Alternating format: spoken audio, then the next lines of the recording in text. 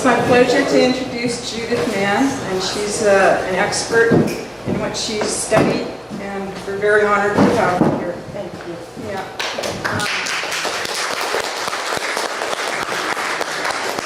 The other part is, I know a lot of people came specifically to listen to her, and since this is a tiny TED Talk, everybody has 10 minutes to present and then 5 minutes of questions. But you are all welcome to stick around. There's two other presenters, and at the end we can ask everybody all the questions that we didn't get to ask. Okay, so what you're saying is just questions are after? Yeah, Every presentation. Or every presentation? after every presentation, people Okay. get to have 5 minutes of questions. Okay. Is that okay? Yeah, but I'm going to be a little longer. That's all right. We know that. Yes. I don't want to leave you all with a half presentation. So count on about 20 minutes of time for this. I think it'll take about that. I haven't quite timed it. So thank you all for coming. And I'm kind of the opposite of Lucy. I'm kind of a recluse person, and I haven't spoken in front of people for years. But I see so many friendly, kind faces here that you'll put up with anything that I stumble over. So thank you in advance. Okay, my intent is to briefly explore the significance of the ancient spiritual connection of the Coast Salish people to the peninsula of Point Roberts, and also Sawasan, utilizing such tools as Salish creation myths, legends, place names, which are very important to the Salish, and artifacts that have been found here, and also in Sawasan, because everything was connected before that boundary line was created, which was, I think, only in 1924. So prior to that, this was all one land. And I want to begin with what it was like 11,000 years ago. Next slide. 11,000 years ago, it wasn't a peninsula, it was the island, which they call Point Roberts. I have to investigate to find out what the Salish name for the island was, or the peninsula. And it was formed at the close of the Vashon glaciation, so that we're talking 11,000 years ago. At the end of the glaciation, ice sheets covering the lower coast of British Columbia broke off and melted and left sand and silt and gravel to accumulate at the southern end of the Strait of Georgia, and it formed Roberts Island. Now the wonderful thing we have here is a quilt made by Rose, and as you can see, I can't walk too well, so this is the island, Point Roberts down here. And I think this is a really magnificent image of what was here long ago.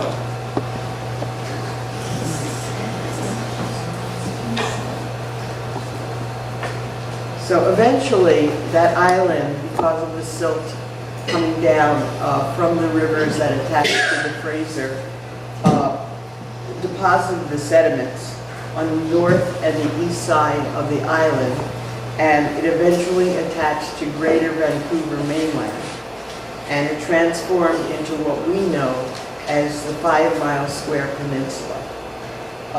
The respected elders of the coast and river Salish people acknowledged its sacred nature, and this is the place, and we are so privileged to live in the place where the Salish consider that the first ancestors came to. And after the ancestors, they were followed by beings who were not quite human, called transformers, and we'll go into that as well.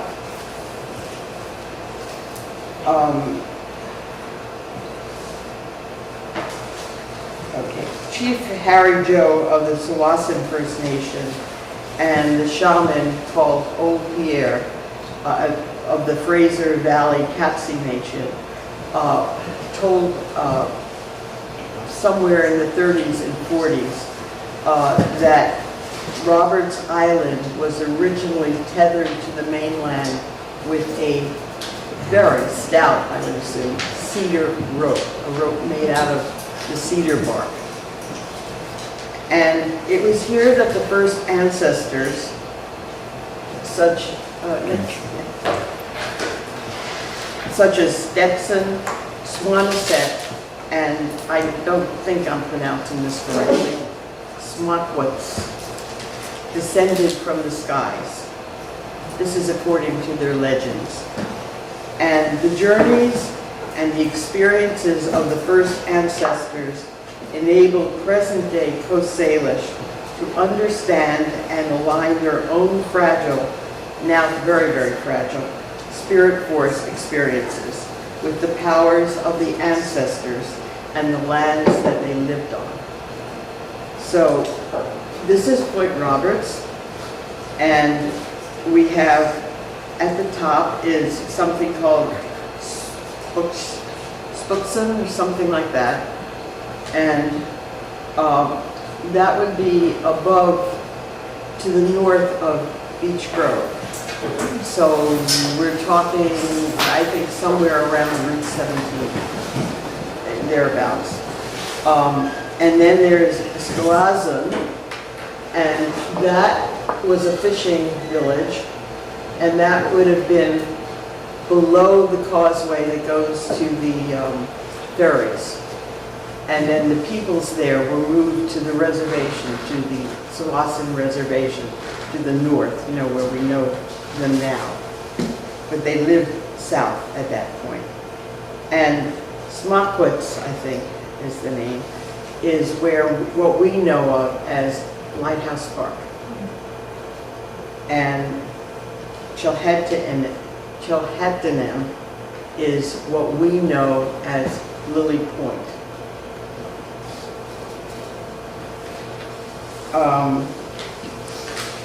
The connections of the transformed ancestors continue to be validated through hereditary names belonging to elite families.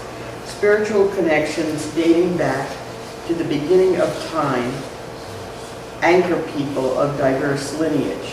So, in other words, there are certain names that the Salish have, and if it corresponds to an ancestor, to a transformed rock, they are connected to that rock and they can claim it through their system. You know, I don't know, you know, using our law, you know, our courts of law, whether they, you know, are able to do so, but they feel like that is theirs. And this is particular to the Salish people. It doesn't occur with the other northern tribes, like the Haida or the Simpson. They don't do this, but down here they do it. Smokwitz, who was remembered mythically as a giant, so we once had giants walking this land, which is pretty amazing, threw massive boulders. He was able to throw massive boulders all the way to the east coast of Vancouver Island. Some of them had petroglyphs on them, and you can still see the petroglyph encrusted boulders when you go to Vancouver Island, and they are in a number of places. And he threw the boulders because he was trying to kill a non-human being that was threatening the people. The first ancestor, Swansett, and his wife traveled Boundary Bay and the Fraser River. And they taught people how to make dip nets and cook salmon, as well as initiating one person in each tribe to perform their prayer rituals and to honor their taboos. And this knowledge has been adhered to and remembered to this day. The peoples have kept these ways, and we, as outsiders, are not privileged to see it. You know, they keep it to their own peoples, and probably rightly so. Anyhow, in their wake came the transformers, who were considered supernatural benefactors, according to the shaman Old Pierre, who lived on the Fraser River, up the river. And they had the power to turn ancestors and animals and plant life into stone as signs and instructions for coming generations. As teachers, they might have been paralleled with other transformers in the Americas, such as Quetzalcoatl and am I just going? Viracocha, I think, in Peru. So there are those myths that go south. They don't go, they're none going north. And there seemed to have been a world religion at that time, because there are things that have come in here from other places.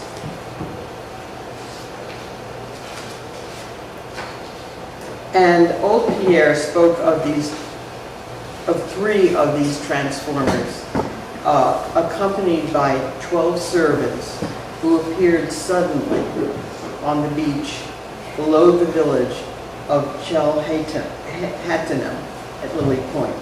If you don't mind, I'll just call it Lily Point from here on in, because I spelled it. The eldest one was named Taos, and he was a radiant being who possessed advanced powers, including that of transporting this party by sheer thought to wherever he wished. And for me, it seems to parallel many of the attributes that the Tibetans are able to manifest. But he was a supernatural being, and Tibetans that we know are human. Anyhow, he approached two people sitting on the beach, a man and a woman, and transformed them into stone with the sweep of his right hand. Kal said to the woman stone, "You shall help the people who come hereafter. If they speak fair words to you, you shall grant them fine weather." The stone man was sunk deep into the earth, and he disappeared. But the stone woman still emerges from the water with the tides. And it said that if she's rubbed with red ochre, symbolically lifted up with the hands, and is prayed to for fine weather, she'll grant the wish. And the renowned anthropologist Franz Boas observed that one of the key features of the Coast Salish transformer myths is that in almost all cases, individuals, and very often ancestors of village communities, are transformed into stones of remarkable shape. And these myths suggest important social connection between these stones and the village communities. Even now, sites where the transformed are found may be claimed by the descendants of transformed people who bear their name, according to the Salish, as I said before. And down at Lily Point, there is such a stone, the Woman Rock. It's a singular rock with very intense magnetic energy in the waters under Lily Point, which seems to link to the transformer legend. Low tide reveals 4 different symbols carved on its surface, 3 on one side and 1 on the other. And they may be ancient petroglyphs, or described by shamans, or as some locals insist, pecked by a visiting artist about 35 years ago. We don't know. So either way, the symbols convey the Salish spiritual expressions and may have been carved into the woman rock at different times because they have different looks to them. The concentric circle symbol may be the newest, but it innately represents the timeless mother goddess. The lower two symbols on the shore side seem linked to each other. The straight lines, is that, go to the next slide, please. There we go. The straight lines with the deep ovals seem to be a rudimentary map of significant boundary bay places. Tanakum, or Beach Grove, to the left, Kwamea Point across the bay in the center, and Samayamu to the right, leading to Lily Point, which is symbolized by the overlapping circles as a place where powerful non-human beings exist between dimensions. The circles may also represent phases of the moon that control the tides.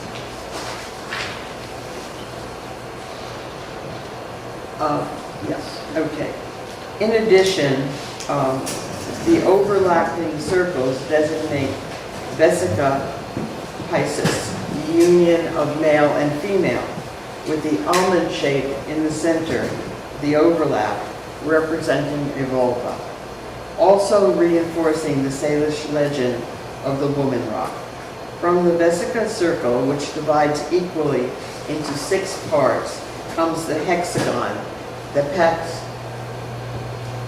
into a honeycomb pattern appearing on the seaside. So that's on the other side of the rock. And you have to climb around it when the tide is low to see all of these things.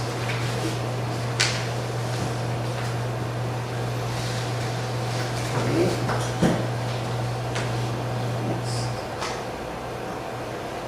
Okay, this is a sandstone Salish purification bowl that comes from the upper Fraser River.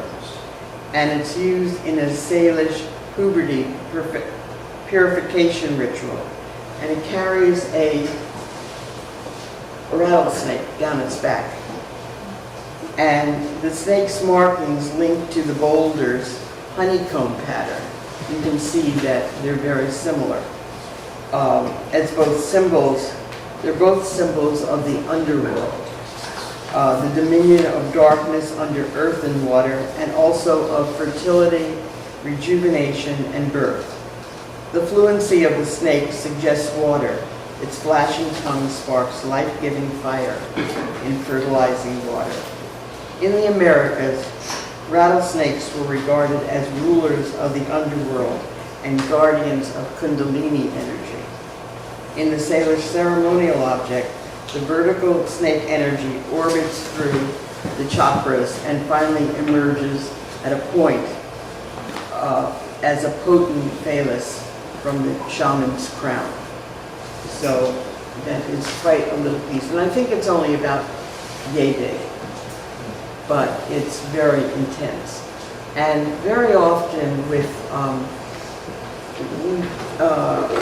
cultures, you find that the most powerful pieces that are executed are at the beginning of that culture, not at the end. Although we do see later Northwest, I think we're all familiar with the Northwest art, and it's quite beautiful, but it may not have that kind of power attached to it, So anyhow, in the next, okay, I use a special camera for something I call vibration photography. and I am able to get into the power of an object, also power of persons, chakras, etc. But I don't photograph people. Because I'm not a medical person, so I stick with artifacts and stones and gems and crystals. And this shows how powerful that little object is, with the rays emanating out. And the green is a very healing, it shows that it's a very healing energy that it's emanating. And that energy radiates up the spine, you can see it there, to the rear visual cortex, and then projects forward and outward through the third eye, which seems in line with its function, because that is a shaman. The honeycomb motifs also represent the presence of bees, an indication of freshwater springs in the area. The bee was, and when I say the area, I'm talking about Lily Point, that there are freshwater springs there. And the bee was believed to be the sacred insect that bridges the natural world to the underworld.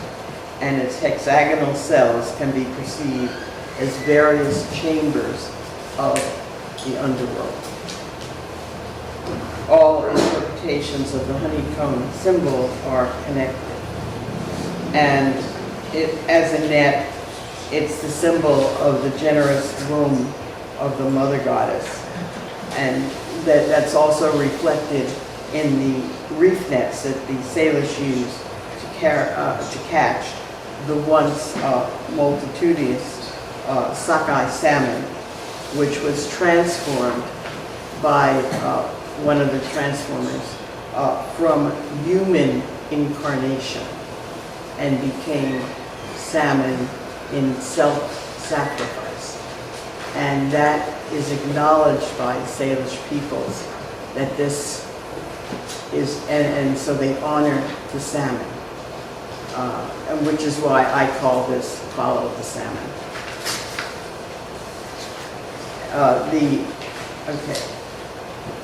And the schools of salmon were carried by swift summer currents through the rocky reefs off of Lily Point up to the heart of the Fraser River. So they had net systems along the way, and different peoples had sovereignty over those areas that were near their village. Such a rock as the one that we looked at is a very powerful mnemonic device, and it evokes the mythologies attached to it and embodies the presence of the ancestor whose life it represents. Post-Salish ways of thinking presume that the ancient presence cannot be fully buried or stilled forever. And I am in belief that this is so, and this is the time when these ancestor energy is awakened now, and there'll be more and more evidence of it. And we are very fortunate that we live with it. And I was led to that rock through viewing La Femina Divina, and which is a dance prayer video, and it was inspired by Nancy Herser, and she made a beautiful videotape of it. And if you have time, I would suggest watching it. It isn't that long. Watching it on YouTube, and Nancy, after we finish, can tell you how to access it. That the water below Lily Point holds sacred energy is explained through myth by Old Pierre. The first ancestor leader of the Point Roberts people and his name I don't pronounce very well, Smakwatz, had a son who had witnessed his mother with a lover and decided to punish the pair.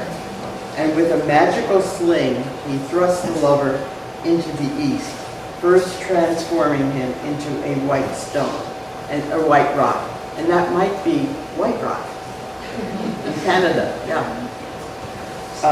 But sadly, he also transformed his mother into the south wind with raindrops for tears of remorse. And his wronged father became the fierce warrior north wind. And if you live here in the wintertime, you just are aware of how fierce that wind can be and what it can do. Before his transformation into the north wind, while still in the form of first ancestors, the vitality of Smakwatz was released into the deep water at Lily Point. So it gave rise to very haunting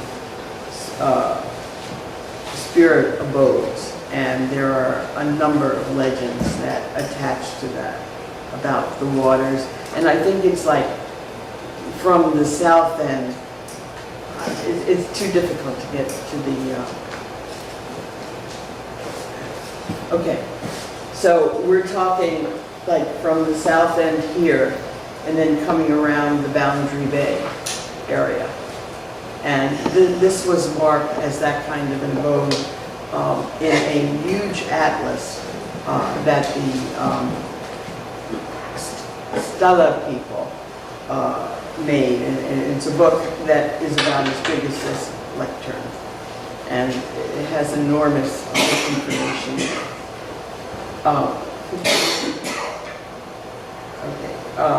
Right down to the middle of the 19th century, Salish people used to bathe and purify themselves there at daybreak in order to obtain spirit powers to assist in managing the significant challenge of daily life. And in this legend, old Pierre also related that the son turned to his father before seating him into the sling, pointing out that when Smakwatz was created, he was given the power over all the underground channels leading from the cliffs up here to Seachelt, Pit Lake, and other far-off sacred places. So there are underground channels under the land. And to reinforce this claim, there's at least two stories told by the Salish peoples. One is of two dogs chasing a deer on Orcas Island, never returning home. And their bodies were found a few days later on the beach at Point Roberts, where they just assumed that they were carried by this underground channel from the island. Second legend is of a Kapsi young man who performed in winter dances, and then he went to bathe in a deep pool at Pit Lake, and he hoped to expand his spiritual powers. He dove into the pool and he never emerged.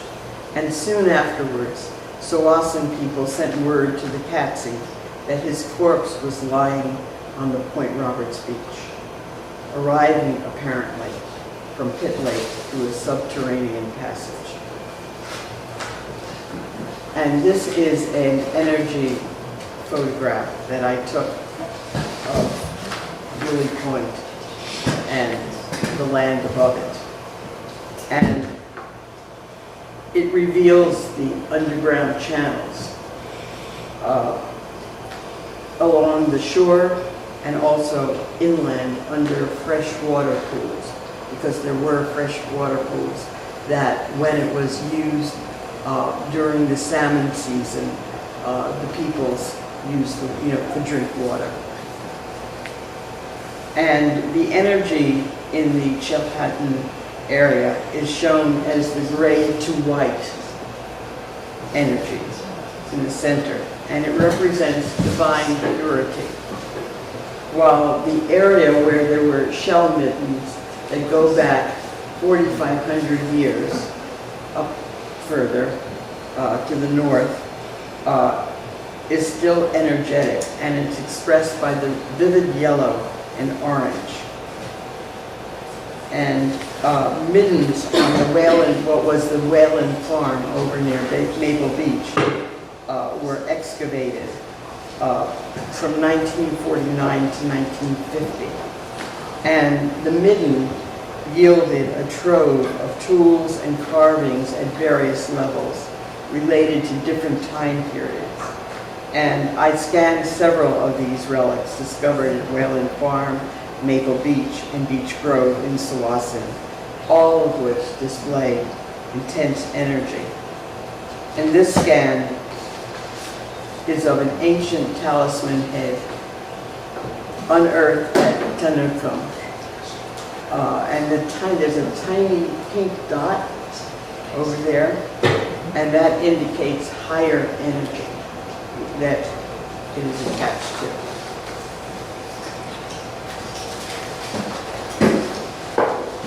And this is a further scan of the same head, and you can see two entities in it. One is an animal, totem-headed, red, over there. And the other one is more nebulous, the yellow with the green outlines. And the green outlines show that it's a healing talisman. Okay. This was a stone tool from the Whalen farm dig. And if you'll notice the dark deer, there's a deer there, and there's an undulating snake underneath it. And further right and center is an energetic red. Red is for energy, indicates energy. And that one, the X, is the universal symbol of the Great Mother, and she appears all over the world on rocks. And now she's beginning to influence our times, I believe that, as she receives the energy of acknowledgement. The next one is a spirit, is a humpback, and he's crouched in a stance, holding in his hump an alert animal standing in his mouth, and a beaver sprawled across his knees and birds at his ankles. And we can look at the, yeah, here we are. And you can see what I was talking about, and they're all ready to spring into action.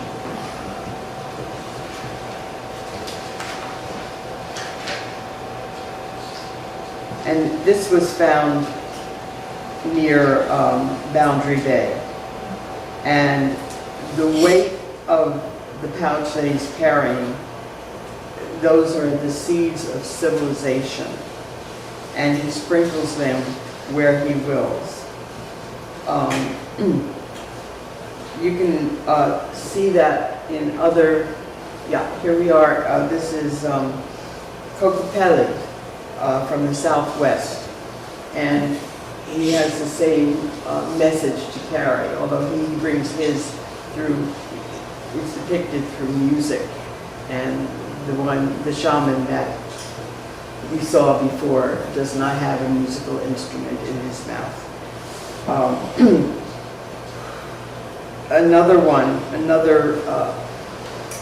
is from Costa Rica. So you can see the same symbolism has been picked up by other indigenous cultures, and the same message is given. In this stone head, which comes from Beech Grove, is probably a a shaman or a first ancestor, and it indicates an inwardly focused dream or meditative state. In the scan, the white energy pouring into the bottom of the head is celestial, and the red at the top signals activity, and the softly covered waves that emanate from the talisman suggest benevolence. And this ancient talisman might be a precursor to the famous nested stone masks, which were once utilized in Shimshan spirit dances to teach the significance of simultaneous vision, going from this dimension to a parallel other dimension. And the eyes of the inner mask are open, and the eyes of the outer mask are closed. And when they're moved quickly, the effect of the rapid change is quite startling. And someone wrote a book called Bring Me One of Everything, and she photographed these two heads so that they move very, very quickly, and the effect is incredibly startling. And the wonder of it is that you can watch what the original people wanted to convey on video. You know, and you can watch it on YouTube. So this is an energies. Could you go back? Oh, it's fine. Sorry. Yeah. Well, we're near the end, folks. That should work.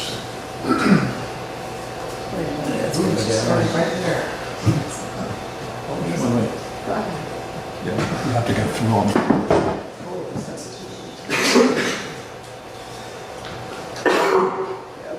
Go to the first one. Yeah. Yeah. Go to the Okay, slideshow. this is a hollow stone relic from Maple Beach, Slideshow. Click on that. and it And- emanates less Like- dramatic like- energy than the other Slideshow. pieces that I showed That's you. what Kurt's like. And its function is not known at this point. And though it's a circular form with a petroglyph-like ring around it, the actual hollow, and can I have this? Yeah, was pecked into a pyramid or triangle shape. And that shape has tremendous significance, and I have a number of papers that are available to you on academia that show things that happen in pyramids around the world, not just Egypt, because there are others and some are very active right now. So that's the end of that. But I want to talk a little bit about the Salish settlement at some point, Roberts and Sawasan, and they've all vanished, except with the exception of the post-contact Sawasan First Nation reservation. Now we have only eagle's nests, and they soar from the high trees that once may have held the Salish funerary bundles in the pre-contact years.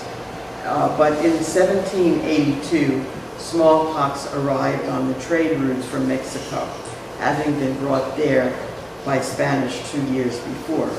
And in a short span of about 6 summer weeks, and we're getting into the summer now, 2/3 of the Salish population here was wiped out by the disease. And many of the survivors succumbed to starvation that winter because they were too weak to hunt and gather foods.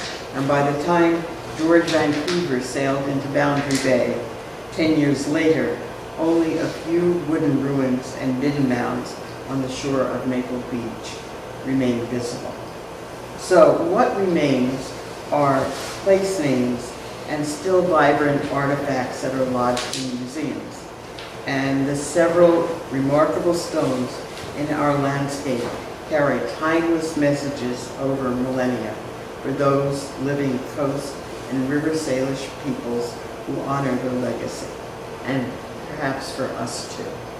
And I thank you.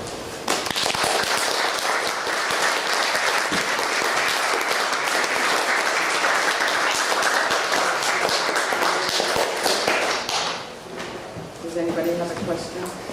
The Yeah. large stone at Lily Point that has the symbolism on it, how big is that rock?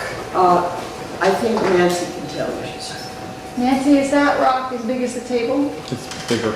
Bigger than the table? It's bigger. Right. That rock, Nancy, down at Lily Point, is it bigger than the table? How would you answer? It's about 8 feet long Yeah. and That sounds about right. What It's big. museum It's is a big also rock. in? You know the name of the museum? Well, yes, the museum at, up at UBC, the Museum of Anthropology, has a number of these pieces in their room, the room where you can pull drawers out, and they will be in there because they're not very big. And also the Delta Museum, which will be reopening, and that's in Latin. A long time ago, I heard that there was an Indian village at the bottom of Lily Point that was buried by a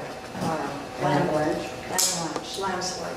That's very interesting. I had not heard of it. I'd like to follow up on that. Yeah, I don't know, that's, There was nothing in any of the research that I have done. And I think I can only find that out if I am granted connection to some Salish person who has that knowledge. Yeah, I don't think it exists in books. got another question. Yeah. I have a few questions. I wondered if you know much about the large ancient trees at Lily Point. I've looked at them for a while, first thinking that they were deformed by being shaken by a major earthquake 300 years ago. But one of them is lined up, it looks like its arm is aimed towards where the settlement would have been. And I haven't recorded, I don't know its age, but it's pretty old.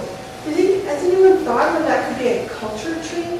Like that they used to, other places the natives, to direct towards the settlement, they modified trees to do that. But it's just so almost directly aiming towards it.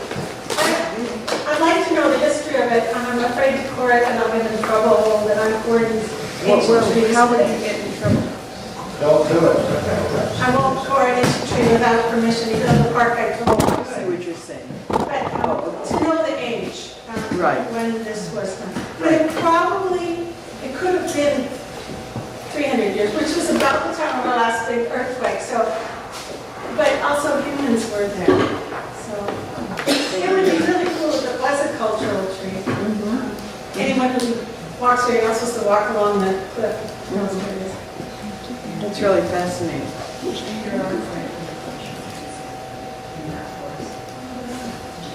and that's one of their instructions is what they changed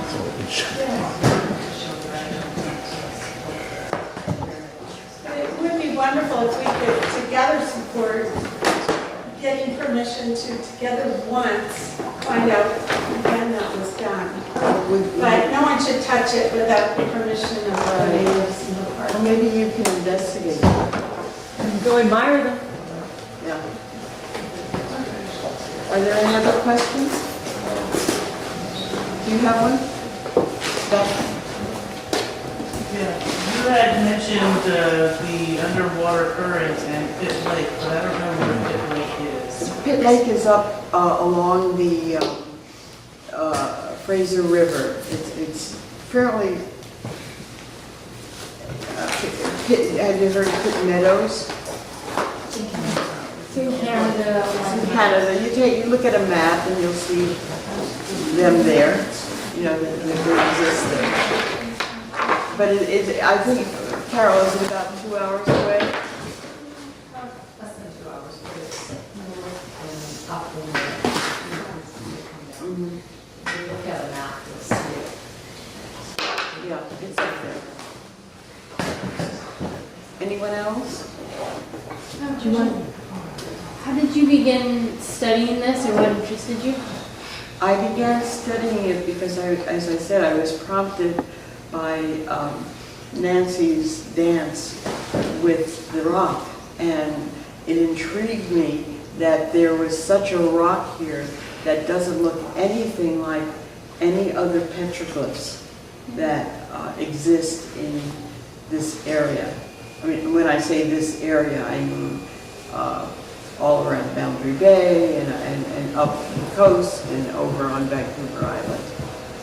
So, you know, I wouldn't have known because I used to be able to go down to the beach and walk it, but I was never made aware of that rock until now.